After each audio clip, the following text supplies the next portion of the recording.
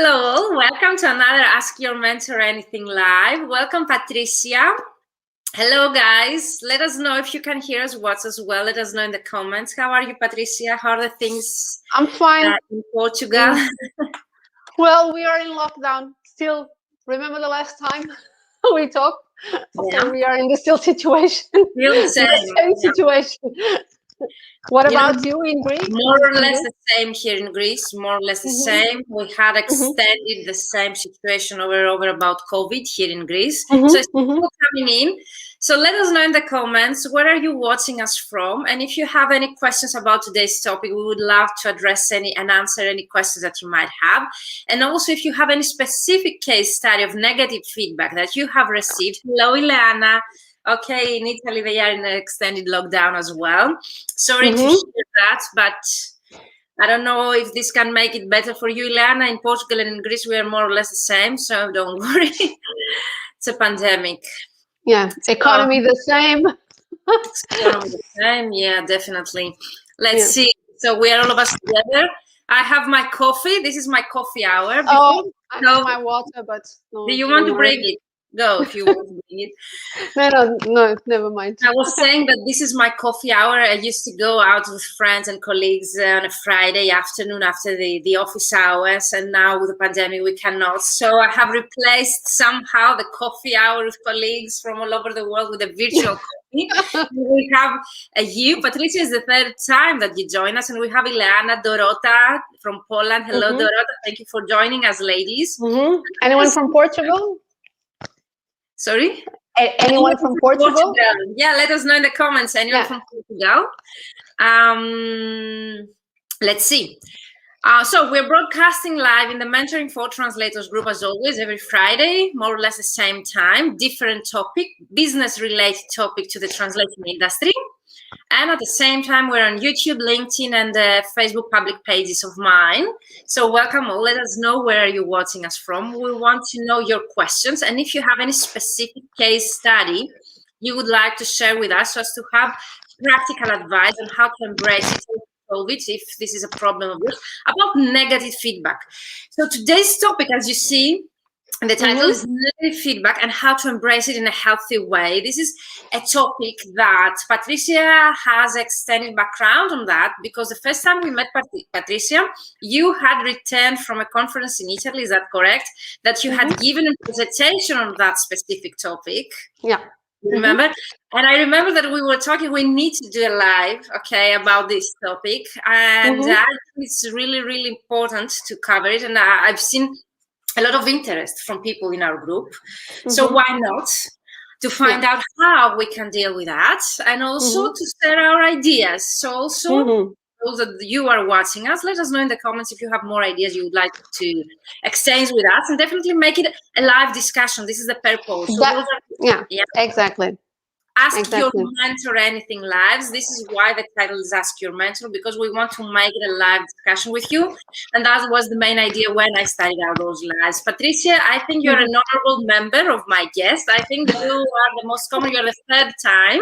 So I'm resident, Virginia. I'm resident already. I love it because we have a chemistry. You have also the background of coaching yourself, and you have also psychology studies graduation. You can help us. I remember the last time we talked about emotional intelligence.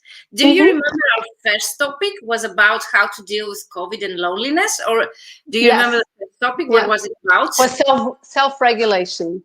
Yeah, the first one, the first live here was about self-regulation and how to deal and to cope with the COVID thing, the loneliness, the lockdown, and the changes that everyone was facing. The second one was about soft skills, and now the negative feedback. You know, my sensation, my feelings that we have started with a big umbrella, and then now we are narrowing things, because negative feedback is such a specific topic, and it's such an important one. And it's like you said, and I agree, let's make it a bit more liver than normally, because this is really something that goes to our inner world, to our ego, and it touches us. It can fracture us.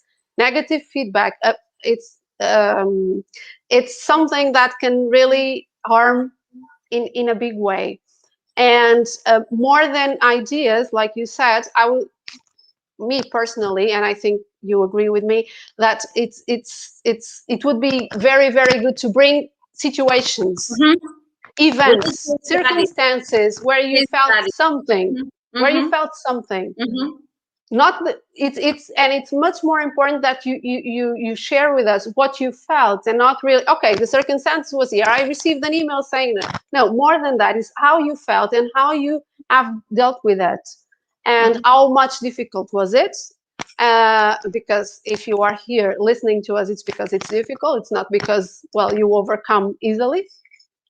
And I believe, I would bet my all money that everyone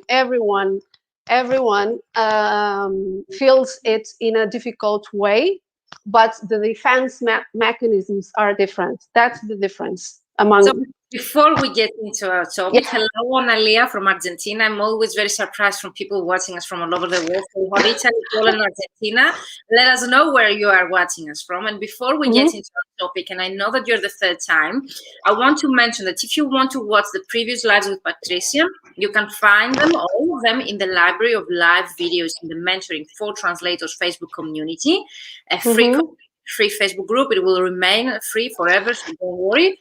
And also my YouTube channel, so you can scroll down and watch the previous lives. You will find Patricia there as a speaker as well twice before this.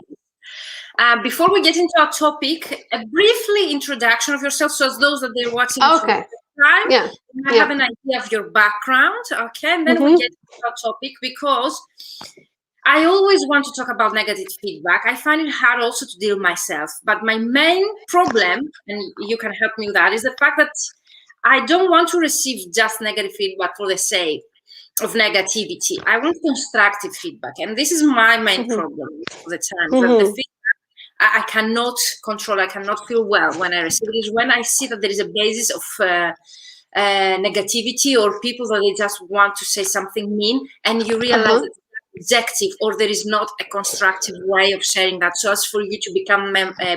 Because for me, feedback, any kind of feedback, should work in our favor to make us feel better or to become better. But my main issue is when I realize that behind of that there are other purposes, but later. But that's an issue of giving feedback. That's another topic. Is the person giving feedback should also have a training on that. But as we know, so people tend to, the more unhealthy you are, the more you get intolerant with the other. So even that person, when it's not a good starting point. Yeah. So the person itself giving the feedback is not in the most healthy way. So when he or she gives feedback, so it's just probably putting the responsibility out of that person, and being unfair, being rude, being probably amplifying the situation, or before asking, especially in our area, before asking is already criticizing, is already being intolerant, as I said. So let's introduce yourself before we get into that. Okay. So, so many things to say, but I will try to be short. I'll be brief. The most important, yeah. I define myself as a linguist, much more than a translator, because I've done already a lot of things. I have a graduation in linguistics, directed to translation, German and English, Portuguese. I have a company, Hermesel, which is a translation and interpreting company directed to health sciences. And after that, that's academic path, like master's degree and PhD and so on in this area. I started studying when I was approaching my 40s. I started studying psychology and psychotherapy, namely psychosomatics. That's the specialization, and stress disorders. Nice. And before, so I had relative interest in this stuff, but after that, lots of things pop up. So topics like this ones related to mindset and changing the way we think, because I had panic attacks and anxiety, a lot of anxiety, and I had to do something for myself. And that's it. Can I ask a favor? When you move your hands, there is a sound. So from your microphone. So if you don't move your hands to the microphone because there is a sound, then the recording we will have. I'm Latin. Me too. So don't worry. Okay, so let's get into the topic. Okay, let's do it. So you would like first to talk when it makes us, the negative feedback, mentally and physically sick.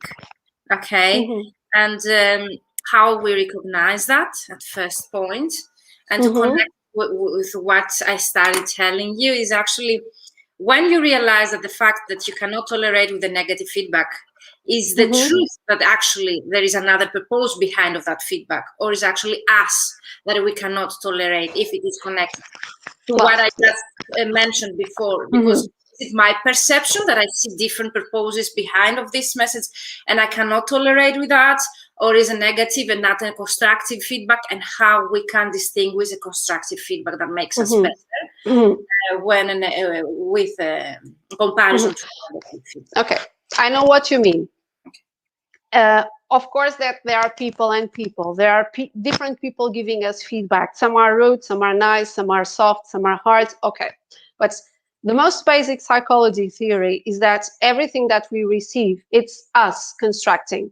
So if it's difficult for me receiving negative feedback, it's up to me deconstructing that stuff, that feedback and that reception, and do something with it. That's why we say, okay, that happened to me too. Sometimes we're talking to friends and saying that this happened. Me too. And I said nothing, so it doesn't bother me. Yeah, because we receive the same thing, but your hands. Please don't move your hands. Don't move your. When you move, there is a sound from your microphone, and we lose your sound. Okay. So it's up to us to receive things differently, because you and I, so we can receive the same thing, the same email, but you project some things and I project other things. So you receive it in a different way than me. It has to do with our history. It has to do with our fractures, our traits, our character, our profile. Yeah. We woke up that day, maybe our mood. Yeah, our mood. Yes, our mood. We are more open, more contracted that day. Yeah. The thing is, or the key is, feedback is feedback. It's always something that you receive. So is always something that someone is giving to you. Yeah, it comes from the electronics. It's always like it's a sound, and it may be hard, loud, or maybe low. But it's like I said, it's up to you to see it as an opinion, so positive opinion, report, observation, or view, or it's up to you. I mean, it's not that automatically, of course, to see it as a reaction, a judgment, a rating, criticism. Yeah. It depends. It's depending on you always. Is there an objective way to distinguish? Is there a way that you can know beforehand? Yes. Yeah. For example, imagine a situation you receive the negative feedback. The first thing is always recognizing this, and not just saying, okay, the other person can be a jerk. I know. But even that way, that person being a jerk or not, you might be indifferent to it and probably skip it. But there are people who, for example, who keep ruminating on that, or see it in a just like a drama. Yeah, see it as a drama, being a drama. I'm being fired. I'm going to lose the client, and so on and so on. Okay, the first thing is recognizing, okay, this hurts me, or this is being hard, this is being difficult. Yeah. And then I wrote here when I was preparing our talk.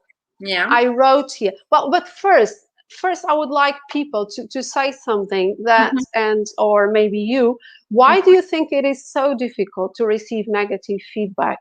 Why is it so damaging for some people? Insecurity, I would say, but Ileana, Dorota, Analia, let us know. What do you think?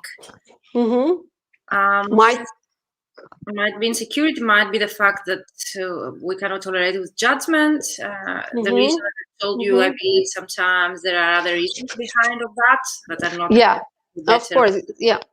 Negative feedback has this effect to touch our ego directly. It goes like like a highway. It goes directly to our ego, to our defense, to our armor.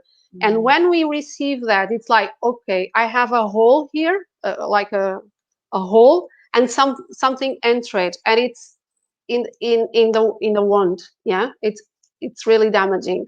And because and this is going to this feeling, or this entering, is going to cause negative emotions, negative feelings, negative sensations. And we have to be honest, no one wants to have negative emotions, although we know that, well, this is something that especially now that we talk more about emotional intelligence, every emotion we have, be it positive or negative, is useful. Yeah, even the fear is useful. It's like a GPS. When we have fear helps us to survive. Otherwise, I would jump from my window today because I'm in lockdown for 1 year. I cannot be with my friends or with my parents. But fear, because I don't want to get COVID, it helps us to survive in every situation. I recently read it in a book, and I cannot recall where did I read that. I think Tony Robbins is the father of this saying. Maybe other also scientists before that, but definitely from Tony Robbins, that he says also the negative feedback, the way that they are there to make us move forward or to motivate us. So there is a reason behind of the negative feedback, negative feelings as well. Yeah. Dorota, do you see Dorota's answer here? Yeah, I think it's because she says, I think it's because it's a judgment. Someone is critical about what we do, and we want people to appreciate what we do and support us. Right, and we prefer, and it's not only that, but beneath that, so below that, there's always this sensation of our essence that we rather be right than learn with feedback, with the other people opinion. Yeah. That happens a lot. So we want to be perfect. We want to be right. We prefer to make it a drama rather than put it into perspective and learn something. We prefer to always, most of the people, or exception for those people who do a lot of personal development, we prefer to put the responsibility out of us. So this happened because well, the other person doesn't know anything about this. Yeah. Someone else's fault, or we never take the responsibility. And we prefer, and also we prefer to shut down rather than listen. Yeah. You know what I really would like to focus on is the way that you do it when you give feedback, because you mentioned it before again a bit. I really appreciate when people are respectful. So you realize that there is some respect behind of a negative feedback. It's also the way that they say something. It's not the words. Yeah, the wording, or if they do it publicly or in private, because I have had a similar situation recently about a negative feedback, which is okay. The way that feedback given to me in one post of mine, and that the content of it was truth, but the way for me was respectful to my online presence, to my account, to my followers. And sometimes also this is a reason why we cannot tolerate with such things. It's not the content itself, which might help us become better and improve our skills. Sometimes the way that we receive it, that we see it as a disrespectful way, and sometimes objective way to see it. It's not only my perception, if we can say, but we have also the answer. And always think, well, there's a saying, I think it's Buddha says this, that what I say about you, tells more about me than about you, even if I'm criticizing. Even that feedback, if it's rude, well, it's because you don't have you have no compassion. You don't know how to work, how to talk, how to communicate things. Yeah. Okay, failure, Ileana? Failure or negative part of success. If you don't make mistakes, you never learn. That's right. Feedback should always be seen as constructive. The thing is, depending on our fractures, just like I said, our character or profile, depending on that, we don't see it. Most of the people don't see it as constructive or a learning thing. See it as a judgment, as Dorothy? Yeah, she wrote that. Yeah, it's the thing of being a judgment. Yeah, because yeah, Dorota was.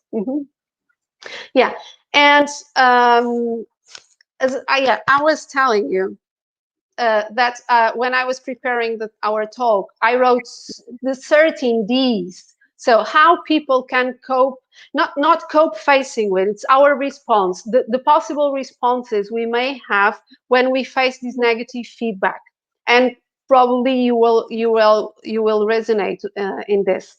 I call it the 13 Ds because they all start with a D and they all are destroyers. They are all destroyers. They're not constructive. So the first one is dread. And we can share them later. So take a pen and paper, write them down. But if you lose the information, you can watch the recording, or we will share them in the comments later in the Mentoring for Translators group. So let's start. Okay. The first, dread. Hearts are the art, fear, terror, or dread. Is when I make up the worst possible movie or story about the feedback I receive, like, oh my God, I'm going to be, my company is going down, I'm going to lose all the clients because I probably lose this one, and this is my main client, I'm gonna be fired. And probably most of the times, nothing happens. It's just a thing of the mind. It's because we are really catastrophizing, yeah. So making a drama. Second, so first dread. Second, discount. You minimize the importance of the feedback. It's just a thing. Yeah. You don't minimize, so you don't give the actual importance it has. The third, direct. When you direct the topic through emails or through conversation to something else and make the feedback go to someone else. Okay, this was not my fault. It was probably your secretary's fault. Yeah. Fourth, denial. And this is the most common one, especially with COVID. We have this denying groups. So you don't consider it to be true. Yeah, even if it in a small way. Yeah. Then 5, dissect. And this is very common with people around me. They want to argue about each detail, like an obsession, rather than focusing on the whole message. I see that a lot in our profession as well. So we lose the big idea. Why did you put a comma? Yeah, because it was my choice. I still have a style, okay? No, when it comes to my writing. Yeah, and they want the whys. They want all the whys. That irritates me a lot. Yeah, especially I know why they do this, because probably most of the times we work for agencies. And there's someone in the middle, in between, that in my case, that doesn't know Portuguese. Yeah. So that person has this need to know everything and every step I made in order to reach that result, and wants to know every argument. But there are things that are not argued. It cannot be argued because it was just style. Style is okay. It's my way of writing. I put a lot of commas. I see a lot in public forums or public groups with translators. I see a lot of arguments without any, for me, reasonable reason behind of that. Okay, we argue just to argue, and I see that a lot. For example, someone told me, "You have a typo there." It was a program of mine. Okay, typo can happen to everyone. I think in every profession, but because it was in our profession, it was addressed to translators. People might think that this devaluates, your value or what you're going to give through your program. So people won't buy your program or won't join your program. Actually, it was a free program because there is a typo. And my main reaction was, if someone is going to lose such generous information I'm going to share that actually is irrelevant to grammar, syntax. For me, that is stupidity, but that's also my perception as well. I see some people focusing on detail, and I think it's also the fact that most translators are detail oriented in order to be able to focus on their work and become good translators. Maybe this is also an aspect that we should take into consideration when we come to start discussing with other colleagues. I've seen that. I've seen that once too. It was not with me, but it was in one of those groups.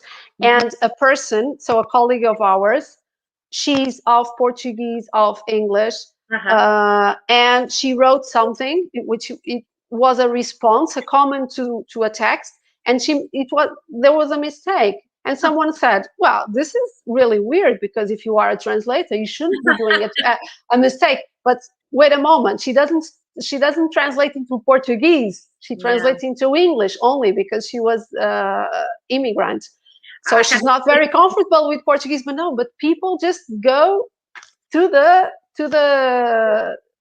field and pull the trigger. Like, I had two very good quotes that other colleagues commented in my post about bullying and criticizing. One was like, when you show them the sky and they look at your finger instead of looking at the sky, what you're showing them. And the other one was like, expecting a translator not to make any type or any mistake, like in posting or commenting or in social media, is like expecting a mathematician, for example, to do all the calculation without by heart or naturally. That was very clear. I found it. And even the lawyers, they don't know all the codes by heart. So or they don't ever make any mistake, like even the doctors who should be the first ones not to do mistakes, but they do, we know. Okay. So that was the five. And in this five, we decide in this five there are the obsessive behaviors, like you said, too much detail oriented, become like an obsession. Okay, 6, depart. You just walk out of the conversation, for example, just walk out of the dialogue, or even you deny a dialogue with that person. 7, distract. You don't want to talk about, but you want to talk about other accomplishments, so to minimize the impact of that feedback. Number 8, defy. So it's like a challenge. You reject the authority or the credibility of the person that gave you that feedback.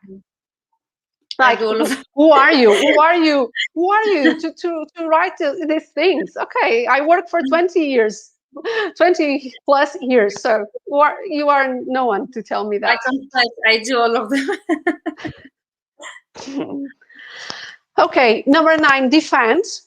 So you make excuses, like, okay, it was not me, it was the computer, it was the dictionary of my smartphone. This is more or less the same as direct. The defend? Yeah, because you direct the fault to someone else. No, to someone else. Here, defend is more like excuses or reject. No. It's not. No. Yeah. Okay. Because I think this I know what you mean, but this direction is more voluntary and probably the other one not. 10, distorts. Yeah. When I turn small pieces of feedback into big deals and experience them as an offense to my character.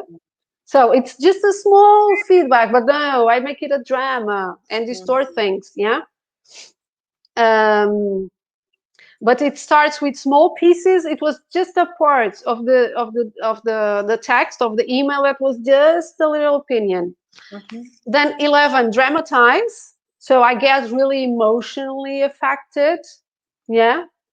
I don't want to, I have thoughts of changing profession, changing job, and so on. 12, disengage. I shut down and stop listening. And I have to confess, I'm a bit discerning, is dwell, occupy. So I ruminate about the feedback given. I ruminate a lot. I keep my days Why did I do it? What happened? I shouldn't do it. I ruminate, like always thinking about the same. It's not me. What happened? Probably I was distracted. Probably I was not paying attention. I shouldn't be doing this. And I get obsessed with my thoughts. Yeah. Okay. Because Not with the last one, it's a bit of a healthy if you don't become obsessed. Like it's not very unhealthy if you can actually find out why someone sent that to you, what might be your fault, but if you don't become obsessed. Okay. Yeah. But ruminating is not a good thing, because you have to get a solution and move forward to another thing, because things happen. Yeah. So we have the 13 Ds. Is that correct? The 13 Ds. Yeah, the 13 destroyers. Destroyers. Why? Because with this, it's impossible to go to that constructive feedback we all need, because someone said, I think it was Eliana, she said that feedback is really important. Feedback is important to grow. Feedback is important. Eliana mentioned, yeah, is a part of success. Yeah. The other day, I read something which was the companies that do healthy, give healthy, not healthy, but doesn't have to be positive, healthy feedback. They increase the immune system of the company. Of course. It's not saying that the people are happy, but what's that, being happy? That's a very abstract concept.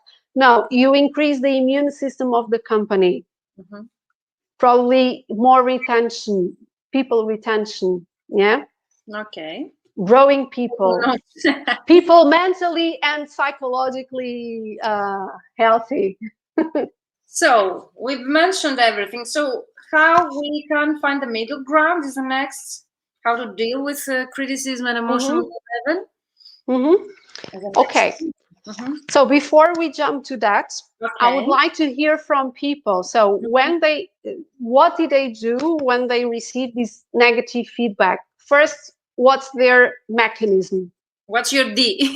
What's your D? Exactly. What's your D? So Ileana, Dorota, Alicia, let us know. Analia, what is your D, or how do you deal with negative feedback? Yeah. So I mentioned mine. I think I was very honest.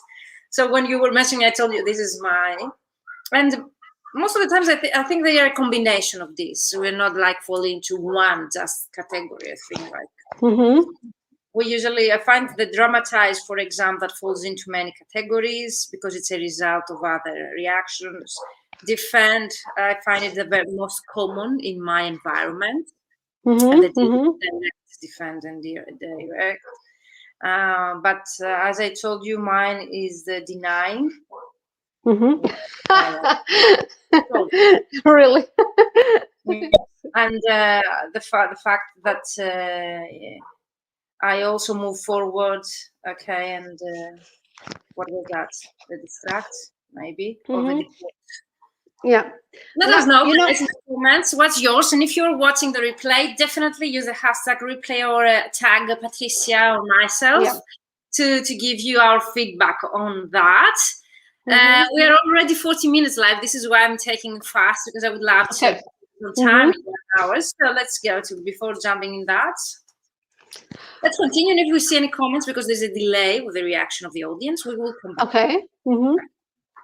And this is very important. What I asked, why? Because before knowing or before doing something to self-regulate me, well, this is a pleonasm. Well, to self-regulate, I have to recognize, and I know it's difficult to recognize that this is hurting me. And first of all, is that I don't want to receive negative feedback because I want to be perfect. Of course. Yeah. But well, that's something that's never gonna happen. Yeah. You see, along our lives, I always wait for a couple of hours before answering the email in order to be kind and find the right words. Yeah, you have to breathe that feedback, because otherwise you're going to reply from your guts, which is not a good thing if we reply from our guts. It's always good when we reply from our hand, our brain. It took me years to realize that I need to wait before I answer, because I'm very spontaneous myself. As Mediterranean, I always want to react to whatever happens, and I was very young, and then I realized when I wait for a couple of days, a couple of hours for me are not enough, to be honest. So I wait a couple of days before I answer it. This is of course something serious, and of course it's worth it for me to go back to that feedback, because it also has to do with the person who gave you that feedback. Is it a client? Is it about a paid work? It's about someone that shows something online. Then I have also priorities to whom I'm going to invest my time to getting back to them and asking that feedback. Says, for me, it's usually dramatized. I panic a lot and deny sometimes. So Dorota, you're here to learn from Patricia today.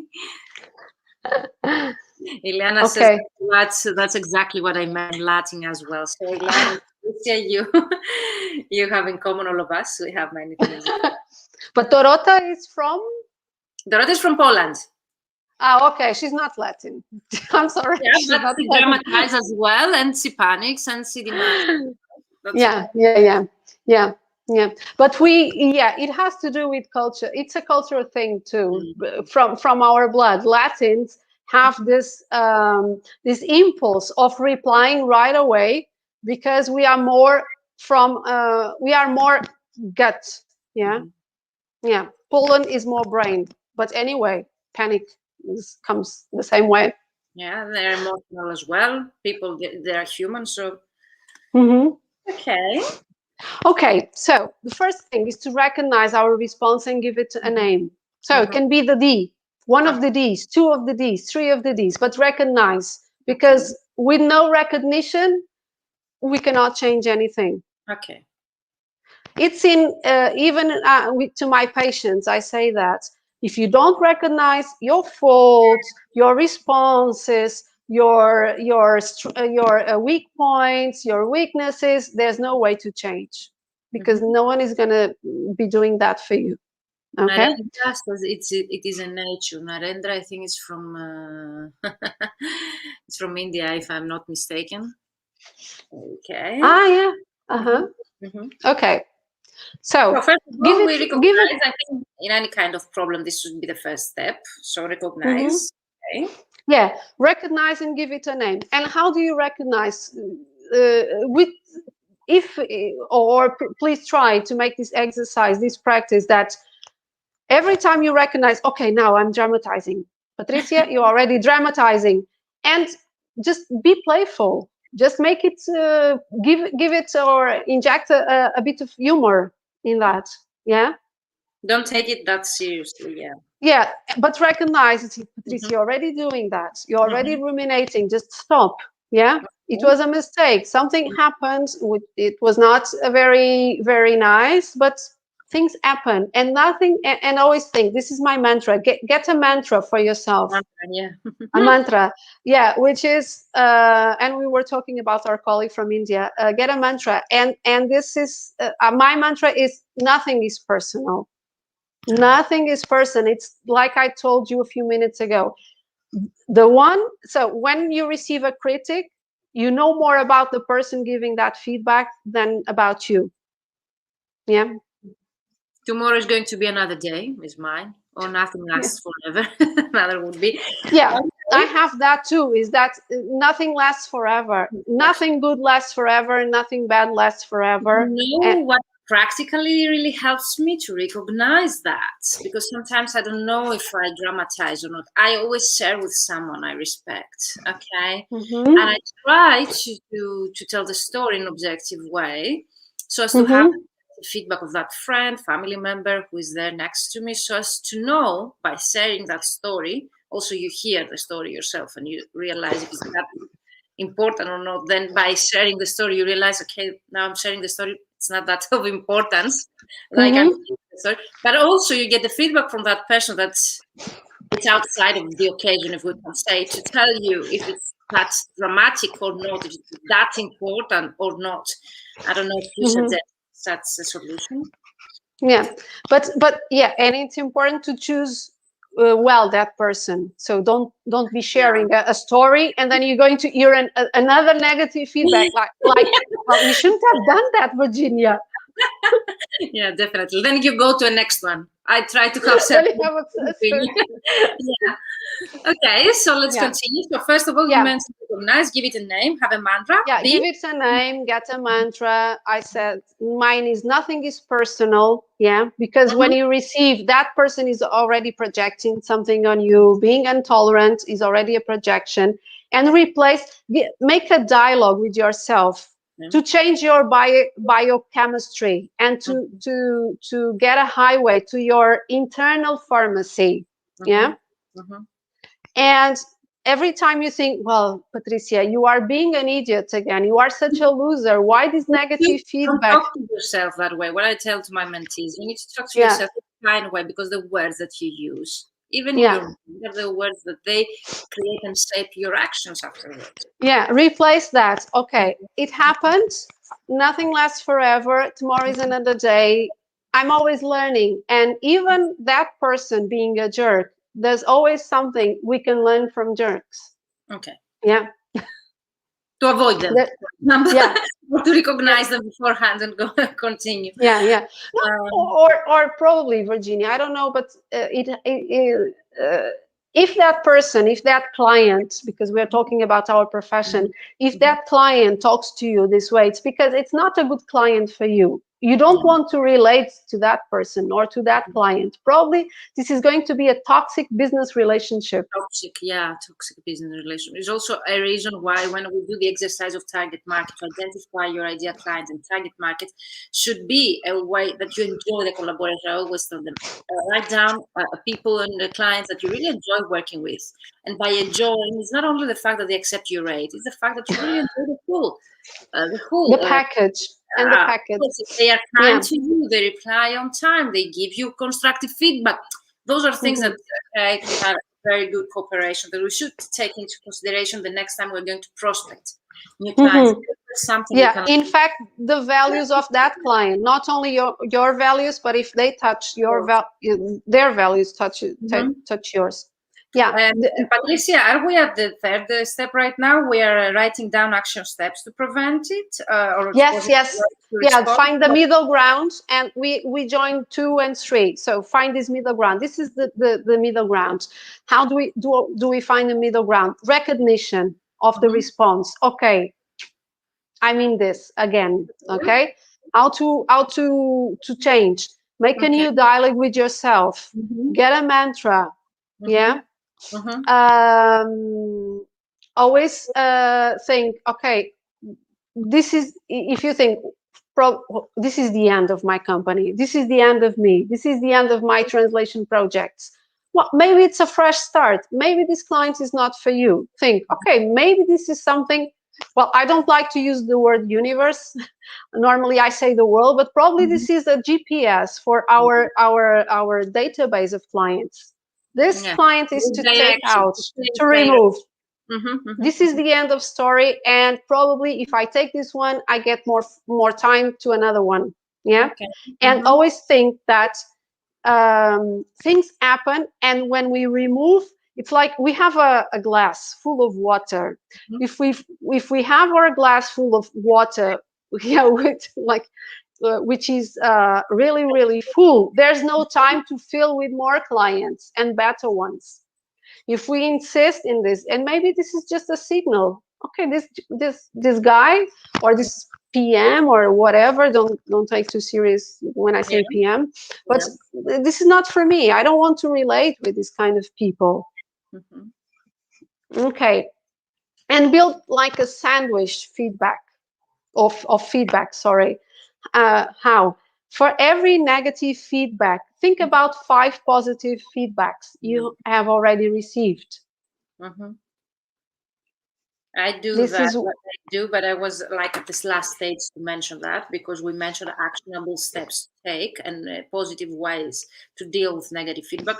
My way of doing that is I have a file on my email as an archive where I keep all of the good feedback, the positive feedback I've got from my client. That should be something not that formal, like you rock. Translation was perfect. Thank you, you're incredible. Something, okay, that makes your day. And it's a real one. You keep that in a file. You can copy paste them and have them in a doc file or on Google Doc, or at least a file with those emails in your email provider, whatever you use, and then you revisit them the day that you don't feel that optimistic, or you have received maybe a negative feedback, or you as a negative feedback, and then you go and visit them. And if you have 5 for each one, that's also perfect, as you mentioned. And always think one thing. In Portugal, we have a saying. I don't know. Probably you don't have, but it's curious. We have a saying that says, "We cannot please Greeks and Trojans at the same time." We don't have it, but we have similars. Yeah. yeah. It's not. You're never gonna do it. Yeah. Like it. But it's curious because of the Greeks. We cannot please Greeks and Trojans at the same time. We say that. That's very interesting. I don't know. Yeah, we have a saying like, you cannot please everyone. You cannot have, for example, the dog fed and the pie all for you, or something like that. Yeah. Okay, thank you. Is there anything else you would like to share, or we have said all the action steps? Okay, and then to self-regulate. Yeah. Then okay, you are in that shit ground. It's not the middle ground. You are enjoying your unhappiness, the criticism you have received. You are really low, and you need to self-regulate. You need to go up. Okay, think about 3 systems to recognize this also. Am I in the system of threat? Do I see this as a threat, what I received? Do I see this as a fight? Do I want to fly away? Do I want to get away? Which is my pattern? Or do I have a pattern of success? So am I solution oriented? Do something to make up the client, or am I in the pulling the trigger thing, that I want to kill the client and get one and go into one of those certain B's we have talked about. But the best one, it's not to be in the strat thing. It's not to be always in the success, but because the success system might sound a good thing, and it is, but in a certain doses. Because if you are always in the success thing, it's like an addiction. It's not a real life good thing. It's an illusion. It's an illusion. It's an illusion. It's an illusion. And it's all perfectionism is 100% perfectionism, and not always. So it's an illusion. Yeah. When you are always success oriented, it's really an illusion, and you are always living in the adrenaline thing, dopamine. Yeah. So it's not a healthy system. So the best thing is the system of calm, and the system of calm is a negotiation of threats and success. Because, as I told you, fear is good because it's like a GPS to our life, to our company, to our business. Yeah. Okay. This client is not for me. This company is not for me. I don't want to work with people like this. Like I said, this is not my ideal client. I don't want to have. This is healthy? Like, I get so many mentees of mine, they tell me, I'm scared to do that. I'm scared to do that. Those usually to do that are actions that they take us out of our comfort zone. And I've never been there, to be honest. I'm not the person who says I'm scared. So for me, it's very difficult to relate to those people, even though I deal with my mentees and my clients every day. But what are they scared for? For example, one example would be to prospect clients the way that I'm telling them, or an exercise in marketing, or to go out and make themselves visible. Those things might be very different, okay? Because they are introverted, or because they don't know how to do it. I think probably it's not everyone knows how to do it. Yeah, I think it's a fact. For me, it's difficult. I have to be honest. I'm not that extrovert. Yeah, me neither. And not the fact that I'm telling you is not about visibility always. So it's not about being introvert and not the scared part for me to overcome your fears, as you mentioned, because you mentioned the word fear, and to get out of your comfort zone. And I think people that they are successful, since you mentioned that, cannot relate themselves with people that they are scared. I've never had someone to be successful and using the word scared. So for me, the word scared, okay, fear, don't always go with success, or you need to overcome that feeling so to reach that point of success, whatever you define as success, because success is a very personal thing. But definitely, for me, people that they feel scared is the fact that it's a state that they need to overcome. Okay, like I don't know if you've read the book. I know what you mean. Get the Leap. I know what you mean. So you have to know yourself very well, Virginia. Well, while you are looking for, you have to know yourself very well. What do I mean? If you are scared, if you don't want, or you don't know how to go to the field with scare, if you are not contraphobic, if you don't have the guts or the courage to go out of your comfort zone, okay, then this is not for you. You have to be honest with yourself. Probably look for another job. Yeah, The Big Leap. I was thinking the book. The Big Leap. Leap. Take the leap. Make the leap. Yeah. For those who want to get out of their comfort zone and make the leap, we can say it's a big leap. The book. Because we can never. Well, being a business person like us, this is a risk. Yeah, this is a risk. It has advantages and disadvantages. It's like working in a corporate context. Advantages because you are secure. You have more safety than us, because we always have to reinvent ourselves, analyze the market, innovate ourselves, the company and us. Go out of our comfort zone. Okay, I'm not so extrovert, but I have to sound extrovert. I have to go to the field. I have to go to networking. I don't want to talk to anybody today, but I have a meeting. I have talks. I have this. I have that. Well, if you are not able to go out of your comfort zone, then don't do it. Don't take your time to do it. Just what came up with the idea of the upcoming live of ours in several months. If you are willing, that would be a whole life: how to overcome your fear or not to feel scared, or what to do if you feel scared, want to grow your business. Because people that they work in my program, join my program, are those that they want to scale their business. They want to go after better paint lines. They want to double the rates. And if you the whole time feel scared to take any step that teach them, for me, it's a reason to keep them back, and they cannot see growth or progress in their career. You know, I'm going to tell you a short story that the first time I spoke to an audience, because I started giving classes at university. I was very young. I was 24. Wow. And one of the requirements, as you know, in the academic path, you have to go to conferences, deliver. Now it's very normal, but it was like 27 years ago. 27. Well, yeah.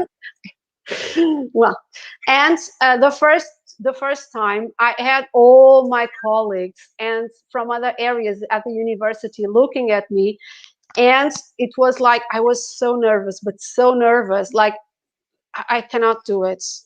I could not do it.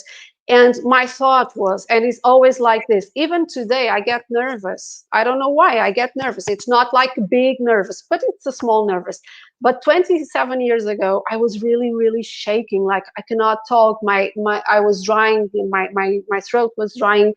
And my thought was, Patricia, think one thing. If you don't do this like a father or a mother, Patricia, if you don't do this, you are not going to go bigger. It's always to be the same thing, and you don't want this for you. You want to grow. There's a difference, though, between being nervous and being scared, being anxious and being scared. Because I've been anxious myself. I've been nervous. I remember, as you mentioned, the first time I went to a conference with 300 people here in Greece, and I was on the stage in front of all those people, colleagues, and also in the panel I had professors of mine, of my university, and I remember trembling. My finger was trembling, and I couldn't change the slides to click on the button to change the slides. And I was so relaxed. I was so calm. My speech was voted the best presentation. I know, I remember that. Yeah. And when I was telling people I was trembling, they didn't believe me, but never got scared. This is a different thing. Maybe we should discuss it in another live. Yeah. I don't want to take the time of this topic, but there's a difference between being anxious, nervous because you want to deliver something of high quality, which is also social responsibility, okay, and a kind of character of yours. And there's a difference between this part of being nervous but doing it, and the fact that you are scared and you do not take action. For myself, scared is as a more contracted energy, I would say. Scared. And anxious, okay, it's not the pathological anxiety. It's healthy anxiety. It's normal to be a bit stressed. It's normal, have a bit of anxiety, but it's not that pathological. Scared is really something that contracts me. That's exactly doesn't help me to grow. I know I have that. It's a part of me to be more controphobic. I don't know if it's clear. No, it's like controphobic. It's okay. I'm scared, but I go anyway. Okay. I go to the field. Okay, I can die, but at least I tried. But probably it's me. Okay. It's probably me, my character, my profile. Did you mention all the things you would like to mention, or have I interrupted you? Did you mention all the action steps? And I mentioned all the actions, and one of the things that it really helps me when I'm in this, I would say, pardon, this shit ground, not the middle ground, when I'm feeling nervous and anxious about a negative feedback, conscious breathing, conscious breathing, because breathing. When you breathe through, so you breathe in through the nose and breathe out through your mouth. You are just breathing the negative feedback and transforming it, with oxygen. Conscious breathing works a lot with me, and getting some grounding. What do I mean with grounding? For example, dancing with no shoes at home is really, it gives you a lot of grounding. Singing for me. I prefer singing. Yeah, because singing is verbalizing. It's communicating. Yeah. Some people shout and scream. Sing. It shouldn't be. Sing is good. Yeah. It needs my energy and how I feel. So we have Ileana, she says you shouldn't be stuck by anxiety, but you should react and transform it into something positive. That's the ideal situation. And let's close the live, if you're okay with me. Patricia, we have a case. Of course. This is Narendra case study. Have you read it? Human nature has more expectation. Clients are always want more than the work, but I felt that sometimes this is a strategy to feel simple. I already experienced that. I have a friend who's always worried about his job. What do you say in this regards? So, Nadria, your message is cut because it's very long to share. If you would like to write something shorter with your question, that would be really helpful. I really didn't understand what was the question.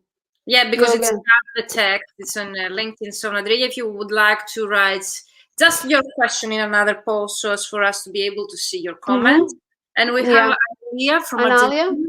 Yes, it says yoga and breathing works for me too. Yoga meditation, says Ileana, helps you too.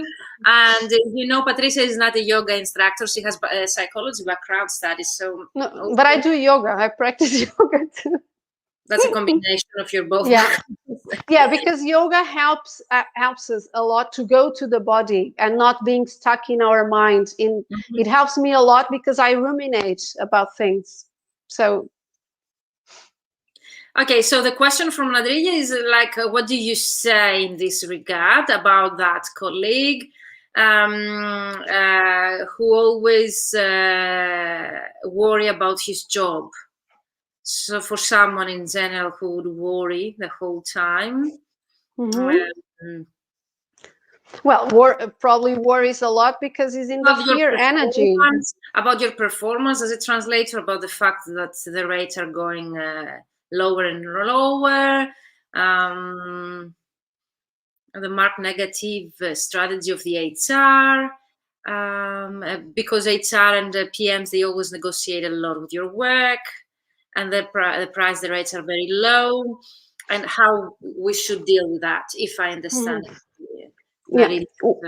What I feel when as I told you, I didn't quite understand his question, but what I felt right away was that he or his friend or his colleague, probably they're not surrounded by positive stories, only negative stories, because in the world there's a variety of stories, positive cases and negative cases, success, unsuccess. And I think people tend to stick to negative stories, like you cannot leave from translation, you cannot be successful in translation, you have to get a plan B. Probably people, it's what I felt right away, probably people are stuck to beliefs, their beliefs, or their wives, their spouses, their families believes that you must get a safe place, safe work. It's what I felt right away. And what I would say, I didn't understand very well the question, Virginia. How we should deal in such situations. So for me, it comes to the fact that if you have a very negativity or negative environment, for example, at work or at home, maybe it should be, how we should deal with that if we only receive negativity. And for myself, that grounds to the two types of characters and personalities. There are the negative people that they see negativity everywhere. Okay, there are the positive people that they try to turn negative events that they happen in their everyday life into a positive one, or try to turn them into a constructive feedback, for example, for them to become member. I think it's also a matter of mentality and how we deal, okay, with the reality rather than the actual reality. But in general, if that helps you to give an advice, and then we wrap up this live, because of pandemic, we have the pandemic, we have the financial crisis, for example, here in Greece, I don't know, over decades. In Portugal, a lot. Everything there is the uncertainty in our profession. There is a lot of more competition. The rates are going lower and lower. The project managers and the companies, they are insisting and put pressure on us, okay, either on deadlines or prices, rates, and so on. So how would anyone, okay, be able to deal with that? And if you have, anyways, for me, you have answered that already. So if you follow the action steps that we already described here, you can go back and the live, you can find the steps. And if you recognize what type of character you are and how you deal with your feelings and how you deal with such situation, then you have the first step and also the action steps to deal with that. But you would like to add something else? And also, says here Narendra, imagine you are employer always make to feel your employee that you are incapable of this job. For me, no one can make me feel incapable, Narendra. It's a matter of my personality. I'm not affected by other people's opinion. I know my worth. And I know I didn't start like that, but I had, if we can say, the strong character to work towards that, to reach that point that no one can really affect me. And I have my personality, my own opinion, my skills, capability, and my worth, okay, and my value. Patricia, what's your opinion on that? And we close. My opinion is that probably you're not surrounded by the best people. I mean, best in the sense of positivity. Maybe you're not listening to the right stories. Yeah. It doesn't have to be successful stories, but probably you're not surrounded by the best opinions. Yeah. Imagine you are an employer, always make to feel your employee that this is what we're discussing right now already. You're not surrounded by the best employer. And also, it's the fact how we deal with the reality, because sometimes the reality is the same. The way we react to the reality or the events that they happen in our everyday life, I think it's what makes the difference between successful people and unsuccessful people. The way you react and the way you perceive that reality. You see everything black and everything pessimistic, or you try at least to find an optimistic background in all of this situation and try to make it work in favor of yours and your personality in general. Yeah, and it's like being in a marriage where this marriage is toxic, this relationship is toxic. So what do I say? Well, you know what to say, you know what to do. I know it's difficult to go out, but probably just prepare your life to get a better one, to go out of this employer, to go out of this company. It doesn't have to be like instant, like in an instant, but maybe that's not the best employer. It's what we said. Maybe this is not the best client. You don't want to work with these people. It's a matter of resilience, self-development, how much and how long we've been working with ourselves to become stronger, to be able to deal with such situations, because bad people, negative people are always there. Okay? It's how to build them away or to filter this negativity. How much does this? You know, the other day I have listened to a great sentence, and we can close with this sentence, that resilience and being a resilient is not how many times you fall, is the way you go up. Exactly. So it's this. Thank you so much, Patricia. That was really, I didn't realize the time, like how fast it passed. Yeah. As always, thank you so much for sharing your knowledge. Thank you, Virginia. Experience with your clients here with us. You're always so generous of your knowledge. Thank you, Ileana, Narendra, Amalia, Dorota, all of you that you were live with us and you didn't want to show up in the comments, because I see the number of people watching us.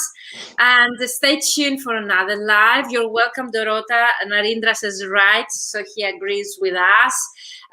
Hope to see you around, Patricia, at the conference. Yeah, thank you, Virginia. Stay safe. Stay safe. Keep in touch. Let's keep in touch for another live. You're welcome, Analia. You're welcome, Dorota. You're welcome, Ileana. And let me know if you have a speaker that you would like me to have a guest anytime. You guys, or you, Patricia, or any other topic that you would like us to discuss in our weekly live session, Ask Your Mentor or anything. I would love to hear from you. Send me an email at info@vmentoring.com, or if we're connected on Instagram, Facebook, LinkedIn, you can send me a private message. I would really appreciate your feedback in our weekly lives. And if you have any topic you would like to discuss, or any speaker as a guest, I would love to take that into consideration. Thank you so much, Patricia. Thank you all. Thank you. Let's keep in touch. Don't leave from here, okay? Thank you, guys. Have a great weekend and see you next week. Bye-bye.